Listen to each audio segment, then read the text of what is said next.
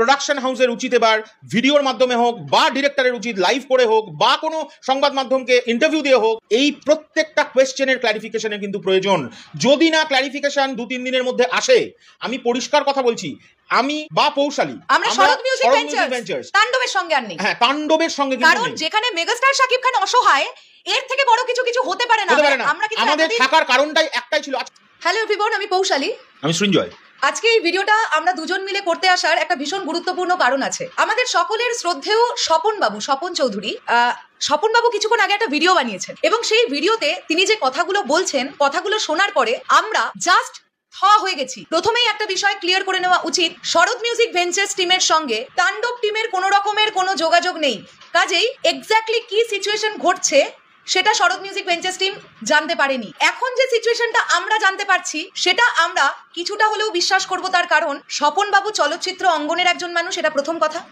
দ্বিতীয় কথা, তিনি যথেষ্ট এজেড একজন মানুষ, তিনি হঠাৎ করে তার মনে হলো আর তিনি বলে দিলেন, এটা তিনি করবেন বলে আমাদের মনে হয় না। তৃতীয়ত, স্বপন বাবু যে বিশ্বস্ত সূত্রে খবরগুলো পেয়েছেন, সেই বিশ্বস্ত সূত্র তাকে ভুল খবর দেবেন না বলেই আমরা আশা রাখতে পারি। কেননা স্বপন বাবু ভিডিওতে মিথ্যে কথা বা কোনো ভুল তথ্য দেবেন, এটা আমরা কোথাও গিয়ে ট্রাস্ট করতে আমাদের অসুবিধে হয়।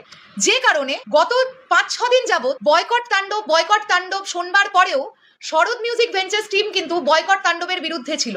বিরুদ্ধে থাকার কারণ, তাণ্ডব আমাদের মেগাস্টার শাকিব খানের সিনেমা, এই সিনেমাটাকে বয়কটের কোনো প্রশ্নই ওঠে না। জাস্ট এই ভিডিওটার আগে পর্যন্ত শরৎ মিউজিক ভেঞ্চার্স এর মেন্টালিটি ছিল এটা। কিন্তু এখন বিষয় হচ্ছে, দেখো বন্ধুরা, আমি খুব পরিষ্কার করে কিছু কথা বলি।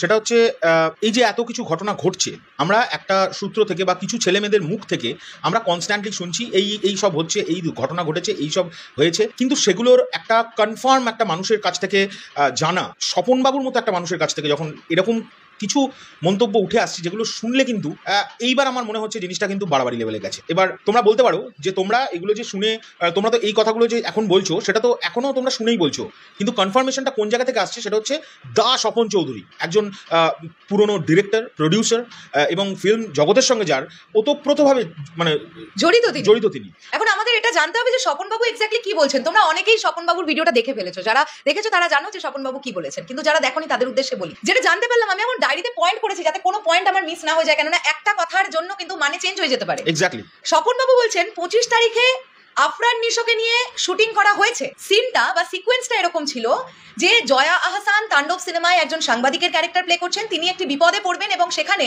আফরান নিশো জয়া আহসানের চরিত্রটাকে বাঁচাতে আসবে।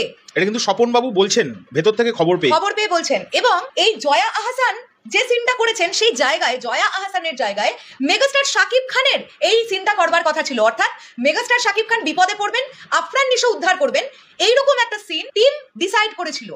কিন্তু মেগাস্টার শাকিব খান রাজি হননি, সেই কারণে মেগাস্টার শাকিব খানের জায়গায় জয়া আহসান ওই চরিত্রটা বা তার চরিত্রকে ওখানে ইনপুট দেওয়া হয়েছে ওই সিনটাতে। এবারে শাকিব ভাইয়া যখন এটা জানতে পারেন, তখন উনি মানে বিপক্ষের ব্যাপারটা যায় যে না, আমি এই সিনটা চাইছি না এই সিনেমায়, কারণ তিনি এই ছবি, তার ছবি, এটা মানতে হবে, দ্য মেগাস্টার শাকিব খানের ছবি তাণ্ডব। আমি তো এই একটা কারণের জন্যই কিন্তু শরৎ মিউজিক ভেঞ্চার্স প্রথম দিন থেকে বলে যাচ্ছিল যে বয়কট ওই মানুষটাকে হোক, কিন্তু বয়কট মেগাস্টার নয়, বয়কট তাণ্ডব নয়, কারণ মেগাস্টার এই সিনেমার নায়ক।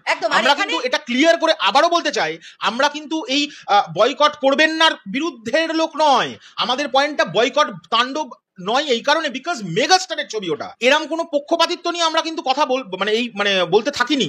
এবার এটা তো গেল যে ভাইয়া রাজি হননি, ভাইয়া খুবই নাকচ করেছেন ব্যাপারটাতে, যে আমাকে না জানিয়ে শুট করা হয়ে গেল, এটা কেমন ব্যাপার হলো। ভাইয়া যখন তার নাকচটা জানিয়েছেন, সেই দিনই স্বপন বাবুর ভাষ্য মতে প্রযোজক শাহরিয়ার শাকিল এবং ডিরেক্টর রাইহান রাফি রাত্রিবেলায় মেগাস্টার শাকিব খানের বাড়িতে যান এবং তারা সেখানে প্রমিস করেন মেগাস্টার শাকিব খানকে যে ঠিক আছে, আপনি রাগারাগি করবেন না, আমরা এই সিনটা রাখবো না ছবিতে, আমরা সিনটাকে বাদ দিয়ে ফেলে দিচ্ছি আমরা সিনটাকে। মেগাস্টার শাকিব খানের কিন্তু ঠিক তার পরের দিনই আইটেম সং এর শুট করতে যাওয়ার কথা। তোমরা খুব ভালোভাবেই জানো, আমার কাছেও এই খবরটা শাকিব ভাইয়ের ভীষণ কাছের একজন মানুষের কাছ থেকে এসেছিল যে ভাইয়া শারীরিকভাবে অসুস্থ। এবার এটা হতে পারে যে সেই কাছের মানুষটি জানাতে চায়নি ভেতরের এত কিছু খবর, তাই তিনি আমাকে জানিয়েছিলেন যে ভাইয়া অসুস্থ বলে আজকে তিনি এফডিসিতে শুট করতে যেতে পারলেন না। আমিও সাদা মনে কাদা নেই সেটাই কিন্তু বিশ্বাস করে ভিডিও তৈরি করেছি। এইবার কথাটা হচ্ছে, এখন স্বপন বাবুর ভিডিও দেখে বুঝতে পারছি যে শরীর খারাপ এটা জাস্ট একটা বলার মতনই, জাস্ট একটা নরমালি কথা ছিল, অজুহাত ছিল। শাকিব ভাইয়া আসলে রাগ করে শুট করতে যাননি, তিনি এটা ডিসাইড করেছিলেন যে ঠিক আছে তাহলে আমি এই ছবিটা থেকে বেরিয়ে যাব। মেগাস্টার শাকিব খান বলেছেন আফরান নিশো আমার কাছে এসে ক্ষমা চাক আমার কাছে এসে, তাহলে আমি ব্যাপারটাকে ভেবে দেখবো বা আমি ক্ষমা করে দেবো বা ঠিক আছে। কিন্তু স্বপন বাবুর ভাষ্য মতে আফরান নিশোকে সাপোর্ট করছেন ডিরেক্টর রায়হান রাফি এবং শাহরিয়ার শাকিল। তাদের কথা অনুযায়ী আফরান নিশো কেন ক্ষমা চাইবে? আফরান নিশো তাদের বন্ধু, আফরান নিশো কখনোই ক্ষমা চাইবে না। এবং তার সঙ্গে এই সিচুয়েশনটা ঘটার পরে যখন তার পরের দিন ফাইনালি শাকিব ভাইয়া আইটেম নাম্বারের শুটটা কমপ্লিট করে ফেললেন, এবারে টিম তাণ্ডব টিম মানে পরিচালক প্রযোজক তারা দেখলেন এইবারে খুব ইজিলি শাকিব ভাইয়াকে ফাঁসিয়ে দেওয়া যাবে, কেননা তিনি তো এবার অসহায়, তিনি আইটেম নাম্বারের শুটটা পর্যন্ত করে ফেলেছেন, তার আর ছবিতে কিছু করার নেই। তিনি কলকাতায় এসবিএফ এর মানে প্রোডাকশনের সঙ্গে যোগাযোগ করেছিলেন, প্রোডিউসারের সঙ্গে তো ওনার খুব ভালো রিলেশন, উনি তাকেও বলেছিলেন যে এটা কিন্তু করতে হবে, নইলে কিন্তু ক্ষমা চাইতে হবে, নইলে কিন্তু আমি কাজটা করবো না। এবং এসবিএফ ও চেষ্টা করেছে, এসবিএফ রিকোয়েস্ট করেছে যে অবশ্যই আমাদের নিশো তাকে ক্ষমা চাইতে হবে। কিন্তু স্বপনবাবুর ভাষ্য মতে ডিরেক্টর, এই সিনেমার ডিরেক্টর এবং এই সিনেমার আরো একজন প্রডিউসার তারা চাইছেন না এটা হোক। তো তারা চাইছেন না এই কারণেই, এটাও একটু মেনশন করি, স্বপনবাবুর কথা মতন তারা চাইছেন না এই কারণেই কারণ শাকিব খানের তো আর নতুন কিছু কাজ করার নেই তাণ্ডবে, মানে তারা পুরো কাজটাই করিয়ে ফেলেছে শাকিব খানকে দিয়ে। এখন তিনি মানুক আর ছাই নাই মানুক, ছবি তো রিলিজ দেওয়ার জন্য রেডি, বুঝতে পারছেন তো ব্যাপারটা। এইরকম একটা অবস্থায় মেগাস্টার শাকিব খান কিন্তু মানসিকভাবে এখন বিপর্যয়ের মধ্যে আছেন। স্বপনবাবুর ভাষ্যমত অনুযায়ী তিনি মেন্টালি একেবারে জাস্ট একটা অবস্থার মধ্যে আছেন। তিনি চাইছেন যে আফরান নিশো ক্ষমা চাক, তবেই সিনটা থাকবে। এদিকে মেগাস্টার শাকিব খানকে এটা বলা হচ্ছে বা তিনি এটা বুঝতে পারছেন যে তিনি তো পুরো ছবির কাজটাই কমপ্লিট করে ফেলেছেন, কাজেই এদিকে নিশোও তার কাছে এসে ক্ষমা চাইলো না, এদিকে তাণ্ডব মুক্তিও পেয়ে যাবে। এবং স্বপন বাবু বলছেন এমন কথাও বিশ্বস্ত সূত্র তার কাছে এসছে, মেগাস্টার শাকিব খান বলছেন শাকিবিয়ানরা যদি এই ছবিটাকে বয়কট করেও দেয় আমার তাতে কিছু যায় আসছে না, কেননা এই ছবির ডিরেক্টর এবং প্রডিউসারসরা আমার সঙ্গে কথা খেলাপ করেছে, মিথ্যে কথা বলেছে। এইটা যদি ঘটে থাকে, এবং উনি এটাও মেনশন করেছেন নাকি স্বপন বাবুর ভিডিও থেকে যেটা জানতে পারলাম যে পরবর্তীকালে আমি দেখে নেব, মানে এরকম মন্তব্য উনি করেছেন, পরবর্তীকালে নাকি আমি দেখে নেব, আমি বুঝে নেব, এরপরে যদি কোনো কাজ করতে যাই তখন আমি বুঝে নেব, এর শোধ আমি তুলে নেব। এখন বিষয় হচ্ছে দেখো এত মানে এখন যে বিষয়টা হচ্ছে সেটা হচ্ছে স্বপনবাবুর ভাষ্যমতে যে কথা উঠে এসছে, এই কথাগুলো আমি মনে করছি 90% ঠিক। কারণ 10% কেন ছেড়ে রাখছি, আমি বলতে চাইছি না উনি মিথ্যে কথা বলছে, ওনাকে যে খবর দিয়েছে সেও তো কিছু কথা একটু এদিক ওদিক হতে পারে, তার জন্য আমি বলছি 90% ঠিক, এটা আমি ধরে নিচ্ছি। এখন যেটা করণীয় আমার মতে বা আমাদের মতে, সেটা হচ্ছে ইমিডিয়েটলি প্রোডাকশন হাউসকে আমরা এই ভিডিওর মাধ্যমে একটা রিকোয়েস্ট করতে চাই। রিকোয়েস্ট ঠিক না, আমি বলবো এখন এটা আমরা চাইছি যে এই কথাগুলো যখন এরকম একজন ফিল্ম ফ্রেটার্নিটির সিনিয়র মোস্ট মানুষ বলছেন, ভিডিও করে এবং কনফার্ম বলছেন, তখন কিন্তু প্রোডাকশন হাউসের উচিত এবার ভিডিওর মাধ্যমে হোক বা ডিরেক্টরের উচিত লাইভ করে হোক বা কোনো সংবাদ মাধ্যমকে ইন্টারভিউ দিয়ে হোক, এই প্রত্যেকটা কোয়েশ্চেনের ক্লারিফিকেশনের কিন্তু প্রয়োজন। যদি না ক্লারিফিকেশন 2-3 দিনের মধ্যে আসে, আমি পরিষ্কার কথা বলছি, আমি বা পৌশালী আমরা শরৎ মিউজিক ভেঞ্চার্স তাণ্ডবের সঙ্গে আর নেই। হ্যাঁ, তাণ্ডবের সঙ্গে, কারণ যেখানে মেগাস্টার শাকিব খান অসহায়, এর থেকে বড় কিছু হতে পারে না।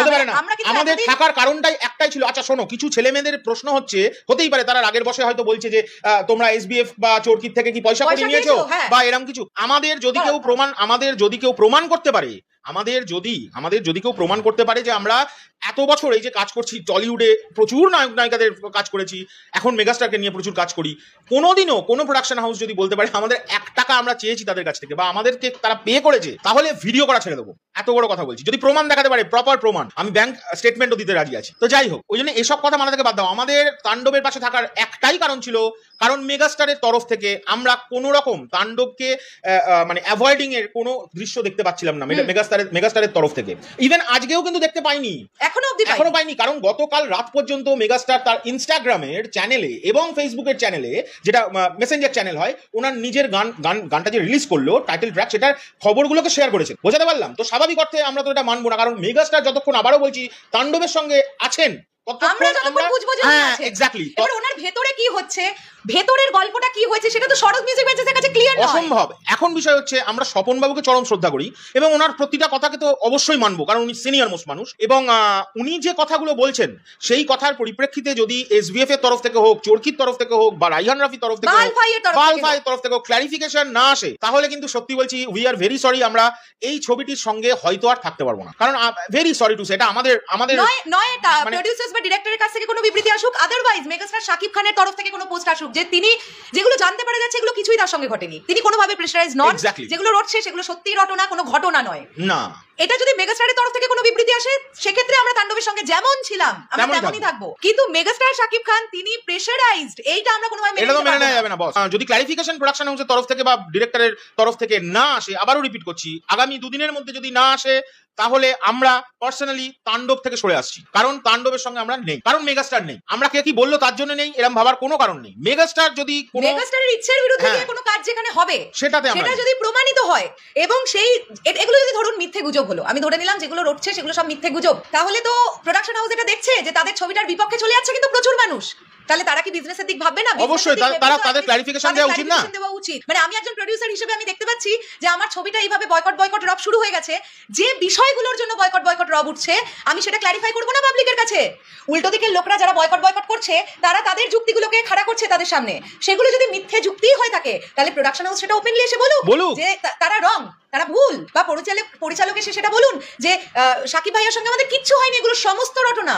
যাই হোক, এই হলো আমাদের বক্তব্য। আমরা আমাদের তরফ থেকে আমাদের স্ট্যান্ডটা ক্লিয়ার করে দিলাম। কারণ আমি বেকার তো দেখো অন্য মানে ভুল ধারণার জন্য তো আমরা গালাগালি খেতে চাই না মানুষের কাছ থেকে, সাধারণ মানুষের কাছ থেকে। আমরা তো শাকিব ভাইয়ের বিরুদ্ধেই যাব, আর আমরা শাকিব ভাইয়ের বিরুদ্ধের মানুষ নই। যেখানে মেগাস্টার আছেন আমরা সেখানে বস আছি। আবারও বলছি, যেদিন এই আজকে জানতে পেরে গেছি এটা সন্দেহজনক কাজকর্ম উঠছে, মনে হচ্ছে এই স্বপনবাবুর মতো মানুষ যখন এই ধরনের কোয়েশ্চেন তুলছে আমরা সেটাকে বিশ্বাস করছি, এবং আমাদের কিন্তু এখন কনফিউশন তৈরি হয়েছে। এবং এই কনফিউশনের ফলে আবারও বলছি, এখনো দুদিনের মধ্যে যদি ক্লারিফিকেশন না আসে কোনো, এই যে কনফিউশনগুলো ক্লিয়ার হয়েছে, আমি না সত্যি বলছি আমরা তাণ্ডব নিয়ে কিন্তু আর কোনো কথা বলবো না। যদি এটাই সত্যি হয়ে থাকে যে শাকিব ভাইয়েরই কিছু যায় আসে না তাণ্ডব কেমন চললো বা না চললো, তাহলে আমাদেরও সত্যি বলছি কিছু যায় আসে না। কেননা আমরা এতদিন তাণ্ডব নিয়ে চিৎকার করেছি মেগাস্টার শাকিব খানের ক্যারিয়ারের দিকে ভেবে।